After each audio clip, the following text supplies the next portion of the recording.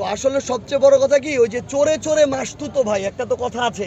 জাতীয় নাগরিক পার্টি এনসিপির উত্তরাঞ্চলের মুখ্য সংগঠক সার্জিস আলম বলেছেন, আমরা শুনলাম আওয়ামী লীগের নাকি যারা ভালো নেতা ছিল তাদের নাকি জাতীয় পার্টি এবারে নির্বাচনে মনোনয়ন দেবে। আসলে সবচেয়ে বড় কথা হলো চোরে চোরে মাস্তুতো ভাই। রিফাইন্ড আওয়ামী লীগের যে গল্প, এই আওয়ামী লীগের দোসর জাতীয় পার্টির কো চেয়ারম্যান মোস্তাফিজার রহমান দিতেছে, এই রিফাইন্ড আওয়ামী লীগের আইডিয়া হইতেছে ভারতের দেওয়া। এই আইডিয়া অভ্যুত্থান পরবর্তী বাংলাদেশে বাস্তবায়ন হবে না। জাতীয় পার্টির কো চেয়ারম্যান রংপুরের মোস্তাফিজুর রহমান, মেয়র মোস্তফা যার নাম, উনি আজকে একটা স্টেটমেন্ট দিয়েছেন তার জায়গা থেকে, যে আওয়ামী লীগের যারা ভালো নেতা ছিল তাদেরকে তারা তাদের জাতীয় পার্টির পক্ষ থেকে এবারে নির্বাচনে নাকি মনোনয়ন দিবে। তো আসলে সবচেয়ে বড় কথা কি, ওই যে চোরে চোরে মাসতুতো ভাই, একটা তো কথা আছে।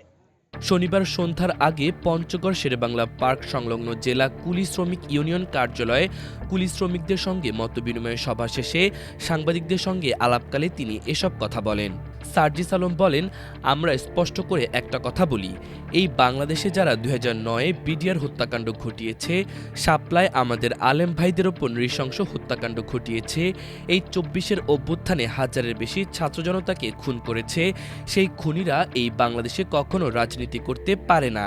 তো চোর বাটপার যেগুলো এখন আওয়ামী লীগের ব্যানারে রাজনীতি করার এই বাংলাদেশের সুযোগ নাই, কারণ তারা হাজারের উপরে মানুষকে খুন করে তারা তাদের নিজেদের পতন ঘটিয়েছে।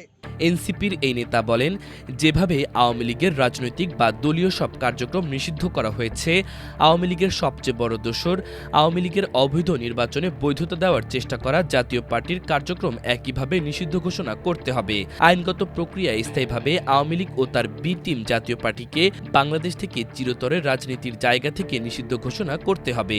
আওয়ামী লীগের রাজনৈতিক বা দলীয় সকল কার্যক্রম নিষিদ্ধ করা হয়েছে।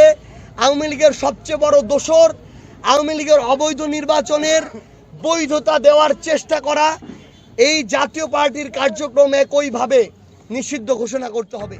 সার্জিস আলম আরও বলেন, জাতীয় পার্টির সাহস কিভাবে হয় গণ অধিকার পরিষদের মতো একটা দল নিষিদ্ধ নিয়ে কথা বলার। গণ অধিকার পরিষদের আমাদের নূর ভাই ফ্যাসিস্ট বিরোধী আন্দোলনে আমাদের সহযোদ্ধা, তার অনেক কাজের আমরা সমালোচনা করতে পারি, আমাদের দ্বিমত থাকতে পারে, এটা আলাদা হিসাব। কিন্তু শেখ হাসিনার সময় তার ছাত্রলীগ, আওয়ামী লীগ, যুবলীগের গুন্ডাদের মায়ের খেয়ে রক্তাক্ত হয়ে রাস্তাঘাটে তাকে পড়ে থাকতে হয়েছে। তারা রাজপথ থেকে গণমানুষের সমন্বয়ে সংগঠিত হওয়া একটা দল। এই গণ অধিকার পরিষদের আমাদের নূর ভাই ফ্যাসিস্ট বিরোধী লড়াইয়ের অন্যতম সহযোদ্ধা। শেখ হাসিনার সময়ে তার ছাত্রলীগ, আওয়ামী লীগ, যুবলীগের গুন্ডাদের মায়ের খেয়ে রক্তাক্ত হয়ে সে রাস্তাঘাটে তাকে পড়ে থাকতে হয়েছে। তাদের সাহস কিভাবে হয় গণ অধিকার পরিষদের মতো একটা দলের নিষিদ্ধ নিয়ে কথা বলার?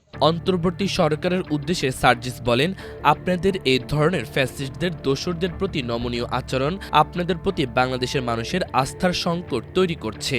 আপনারা শুধু একটা গতানুগতিক সরকারের দায়িত্ব পালন করার জন্য যাননি, আপনারা একজন মানুষের জীবনের রক্তের উপর দিয়ে সংস্কার করতে গেছেন। কে কি অপরাধ করেছে এটার ডকুমেন্টারি দেখানো আপনাদের কাজ না, এটার পেছনে কারা দায়ী তাদের বিচার নিশ্চিত করা, যারা খুনি তাদের ফাঁসির মঞ্চে বিচারিক প্রক্রিয়ায় নিয়ে যাওয়া আপনাদের কাজ। আমরা অন্তর্বর্তীকালীন সরকারকে স্পষ্ট করে বলি, আপনাদের এই ধরনের ফ্যাসিস্টদের দোসরদের প্রতি নমনীয় আচরণ আপনাদের প্রতি বাংলাদেশের মানুষের আস্থার সংকট তৈরি করছে। আপনারা শুধুমাত্র একটা গতানুগতিক সরকারের দায়িত্ব পালন করার জন্য যায়েন নাই, আপনারা এতজন মানুষের জীবনের রক্তের উপর দিয়ে সংস্কার করতে গেছেন। কে কি অপরাধ করছে এটার ডকুমেন্টারি দেখানো আপনার কাজ না, এটার পিছনে কারা দায়ী তাদের বিচার নিশ্চিত করা, তাদেরকে ওই মঞ্চে, তাদেরকে যারা খুনি তাদেরকে ওই ফাঁসির মঞ্চে বিচারিক প্রক্রিয়া নিয়ে যাওয়া হচ্ছে আপনাদের কাজ। মাল্টিমিডিয়া ডেস্ক, আমার দেশ।